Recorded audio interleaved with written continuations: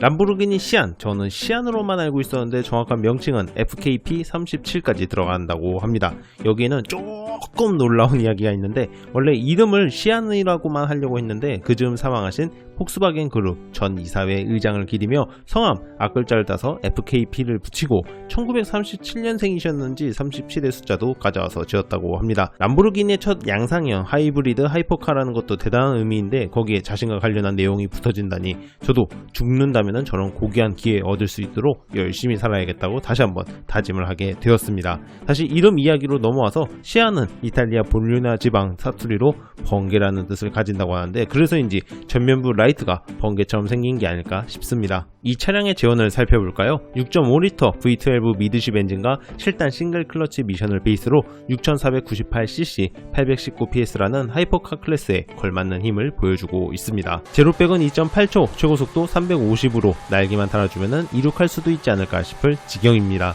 가격은 360만 달러밖에 하지 않으므로 약 47억원. 에이 뭐야, 로또 1등 당첨 3-4번만 되면 살 수 있네요. 저렴하게 잘 빠진 하이브리드 하이퍼카라고 생각합니다. 근데 단점은 이미 다 팔려서 살 수가 없다는 점 참 아쉽죠? 게임 내의 성능은 어떨까요? 의외로 첫 느낌이 좋지는 않았습니다. 가속력이 살짝 답답한 느낌이 들었기 때문이죠. 원래 알고 있던 람보르기니 느낌보다는 고튜닝된 클래식카에다가 기어비를 상당히 낮추고 타는 느낌이었습니다. 그런데 이 부분만 빼면 정말 모든 게 놀라울 정도로 안정적인 람보르기니라는 이미지치고는 상당히 차분한 느낌을 선사했습니다. 코너링도 안정적, 브레이킹도 안정적, 최고속력도 아쉽지 않을 정도로 뿜뿜뿜 약간 센 수학 정답지 들고 문제 푸는 느낌이랄까요? 참 무난한 정답 같은 차량이었습니다. 어찌 보면 살짝 매력이 없다고 볼 수도 있는데 다르게 보자면 바로 서킷타도 괜찮을 만큼 밸런스 좋은 차량 느낌이 가득했습니다. 덕분에 오랜만에 깔끔하게 레이스하는 맛 제대로 즐길 수 있었네요. 튜닝을 한다면 어떨까요? 원래 이런 차량들 무지성 풀 튜닝을 하면은 망가지는 게 국룰인데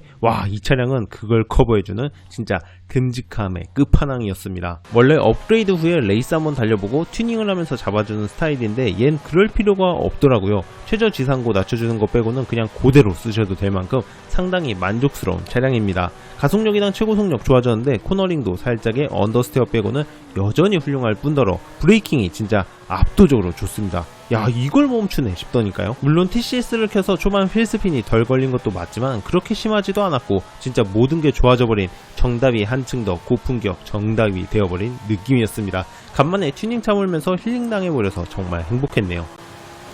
레이싱 게임을 하다보면 다양한 자동차 제조사를 만나게 되지만 매번 무난하게 믿고 쓸 수 있는 제조사가 바로 람보르기니가 아닐까 싶습니다. 웬만하면 사륜구동이라는 점에서 뿜어져 나오는 안정감, 기분 좋은 배기음, 멋들어진 외관과 더불어서 준수한 가속력과 최고속력, 현실에서 얻지 못하는 아쉬움의 대리만족까지 좋아하진 않아도 미워하기 힘든 제조사라고 생각합니다.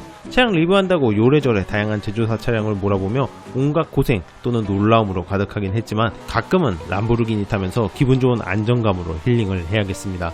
리뷰하면서 제일 편했기 때문이죠. 모두들 몸도 마음도 건강한 한 주 되시길 바라면서 모두들 안녕, 바이바이.